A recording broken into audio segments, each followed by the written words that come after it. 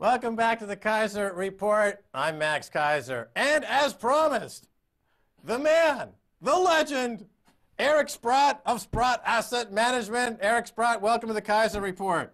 Max, very happy to be here, particularly because you've been such a stalwart in pushing people towards silver, which I think is the best recommendation anyone can make this decade. And I'm happy to aid and abet that cause in any way I can. All right, Eric Sprott, you called silver the investment of the decade.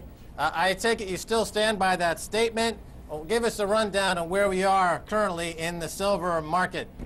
Well, I've always looked at silver and gold as a situation where the demand will exceed the supply. And when I looked at gold in the last decade, we had a great change from the demand side where central banks used to be sellers and became buyers. We used to have no ETFs, now we have ETFs. We used to have mining companies would hedge, now they don't hedge. And the shifts in ownership have been dramatic in a market where we really see no rise in supply.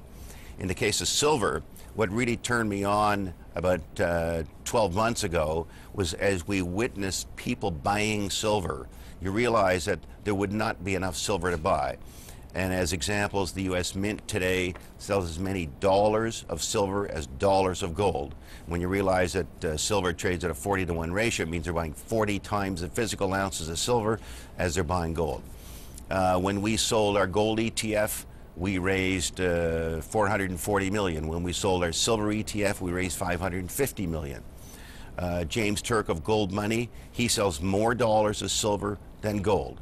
We have a little company called Sprott Money that sells gold and silver coins. We sell way more dollars of silver than gold. And so here we are in a situation where the price is 40-to-1, but the dollars going into it are almost dead equal. So I can't see the price ratio staying in this range. All right, now recently the price of silver got up to that all-time high of 50, didn't quite break it. Then a lot of things happened concurrently. First, Jim Rogers opened his fat trap and said that silver was in a hyperbolic move. Now this seemed to get the hedge funds to start selling silver. But more importantly, this is what I want to talk to you about, because there's a lot of chatter about this. I want you to help me straighten this out for folks. Widely reported that you sold units of PSLV. This is the physical silver trust. It's not really an exchange traded fund. It's an actual trust with actual metal in it.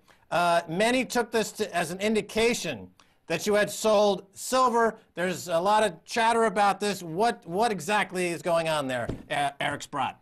Well, Max, that's totally the wrong interpretation that people should have made. As you know, we have to file to be a seller because we're a major owner. The units had got up to about a 22% premium to the underlying net asset value. We had filed, we had some sales. But as I've stated last week, every dollar of those proceeds went either back into the silver market, because fortunately we can buy silver basically at spot, and or it went into silver shares. We have been a net buyer of silver every day. I will be a buyer of silver today. I'll be a buyer of silver tomorrow. So we have not lost any faith in what's happened to silver. And if I may, I'd love to comment on what happened last week, and I'm sure you must have these same thoughts. But in my mind, it was just another one of those raids that we experience from time to time. It got bludgeoned in the very quiet hours of last Sunday night. There was no particular reason for it. And then we end up with 5 margin rate increases. It just reeks of somebody manipulating the price of silver down. And that's totally my attitude. I have no fear of silver here. Yes, it will be parabolic, but it's going to be way more parabolic than we have today. I've always thought that silver would trade at a 16-to-1 ratio in terms of price to gold. To make it simple, if we imagine gold at 1,600, that would suggest that silver could go to 100. I think it might even overshoot on the downside, maybe trade as much as 10-to-1. And the reason I think that is I believe that gold today is the de facto reserve currency. It's outperformed everything for 11 years. Silver has always been a currency. People are now treating it as a currency, much as you are recommending to people. And it's a very, very small market. There's no way that with roughly $50 billion of silver inventory around that we can make it a currency at these price levels. So I see the price going much higher. You talked about the price action in silver recently. You described it as a raid. Now, let's talk about some of the specifics here, because people understand what this means. If you're talking about the fiat money world and the central bank world, they have an incentive to keep interest in paper versus metals. This has been an historic tension. So periodically, there's an incentive to try to keep metals as cheap as possible to get people more interested in paper. But how to specifically go through some of the bullet points of how a raid goes down when they attack silver and gold. Well, I mean, Max, first of all, I base this on our experience over the last 11 years in the gold and silver markets. We get these very, very sharp declines. I think last week's decline was premeditated. It happened in the early hours of Sunday/Monday morning when markets weren't really operating. England was closed, China was closed. It was a great opportunity just to mark it down. And then, of course, in come the margin increases just as the price of silver is down $6, which puts everybody under stress. So I think it was very much orchestrated. One of the things that I think we should all look at is the trading of silver in the paper markets, which I mean the COMEX and the SLV. Last week, it probably averaged 1.2 billion ounces per day. There's only 700 million ounces mined in a year. There's only 33 million ounces of physical silver at the COMEX that's available for delivery by the commercial shorters. I mean, if something like 3% of the people who are trading silver, 3% in one day, demanded physical delivery, there'd be no silver on the COMEX. So I look at all these paper markets, and I just believe that it's paper, it's guys pushing buttons who really have no vested interest in silver other than trying to move the price one way or guess which way the price is going. So I think the key market's the physical market. What are people doing in terms of converting their fiat over to silver and gold? And obviously that is has a lot of momentum today. And I don't think this raid is going to work, even though it was shocking last week. Well, now you've done a lot of work in your newsletters and your research on the supply side of what really is above ground in the silver market, and you noticed that some supply was overstated or double stated. Correct me if I'm wrong, you're talking about there being approximately 1 billion ounces of supply, half of which are in ETFs.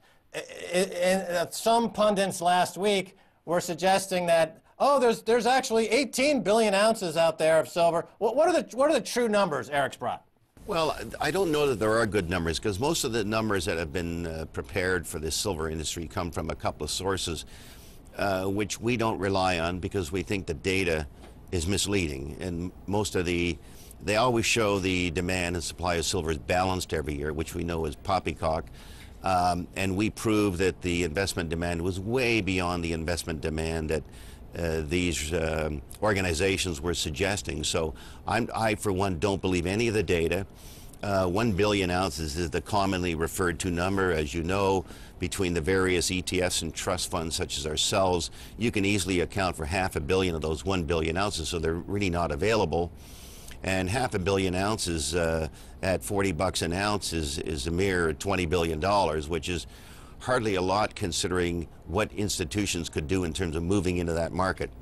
And I might comment that, you know, the institutions were slow to get onto the gold market. And, you know, I describe some of the people who bought back in '08 as Johnny-come-latelys because we already had an 8-year bull market in gold, but a lot of people thought it was the start of something. And, of course, the timing was good because of QE1. Those same institutions, I do not believe, are involved in silver to any extent. And I suspect that they will get involved with silver. And of course, once they get involved with silver, there's going to be a horrendous shortage of silver.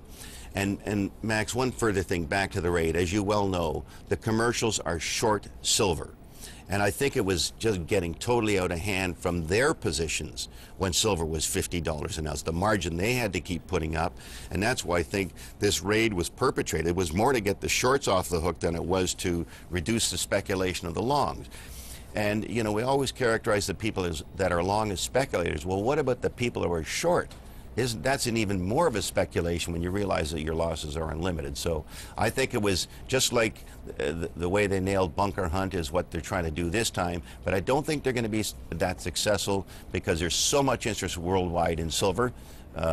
much of it a credit to you and others that have recommended silver, but it's a worldwide phenomenon. It's not one guy taking on the COMEX. Right, good point. The speculating on the short side is far more inconsistent with keeping a fair and orderly market than any so-called speculating on the long side. Let me ask you one last question. I had the CEO of Endeavor Silver on the show a couple of weeks ago, and I asked him the question, what would happen to the price of silver if 1 million people bought an ounce today? If they took, 1 million ounces of silver off the market in one day, one swoop, one order, his estimate was, well, the market would have to immediately discount that as a phenomenon that would perpetuate for 365 days of the year, and you'd see a 30% markup in the price of silver immediately. That was his answer. So I put it to you, the question. 1 million people buy an ounce of silver today. What happens to the price of silver, if anything? Well, I think the more important thing, Max, is, what the big money does. I think it's important that individuals want to buy an ounce of silver, and almost anyone in the world can buy an ounce of silver. Maybe it's not 1 million people, but 1 billion people. But you got to appreciate that there's a lot of institutional money around. For example, we're going to be starting a mutual fund just for Canadians that will only buy silver. That hopefully will be tomorrow in Toronto. And we would expect a large flow into that fund, which in itself might buy 1 million ounces. So if we get these institutions that want to be involved in the silver market, it will be, I think, more significant than individuals, certainly more significant than 1 million individuals, but I think there might be more than 1 million people who realize that the writing's on the wall for the fiat currencies that would be much prepared to buy well more than an ounce of silver. Yeah, but we know the markets are dominated by institutions. We know the institutional money is coming in. We know that the central banks are buying. We know that major hedge funds like John Paulson are the huge position in gold. But let's talk about that retail person, that 1 or 2 ounce buyer. I know that's not your target audience, but this goes out to the world of millions of people. This show goes, 200 million people over the satellite system. The point is, can we, through that 1 or 2 ounce buyer, at what point do they start to take over the price discovery? That's what I'm talking about, this huge army of people who are disgusted with the fraud in the banking system. Well, Max, I have no doubt that people are doing that already. So, for example, I mentioned that we have a website called sprottmoney.com where we sell small amounts of silver to Canadian investors, Canadian retail investors. And I've always encouraged anyone who could to either buy gold or silver as an alternative to fiat currencies. I think that the audience is much larger than 1 million, and when you see what's going on in China and India, where they have many billions of people who apparently line up every day to buy gold and silver, it's going to be a big factor in the silver market. There just is not a big surplus of silver, and when you bring in the marginal new investor, it'll just exacerbate the shortage that I believe we already have. All right, Eric Sprott, we'll have to leave it there. Thanks so much for being on the Keiser Report. Okay, Max, my pleasure. All the best to you. All righty, and that's going to do it for this edition of the Keiser Report with me, Max Keiser, and Stacey Herbert.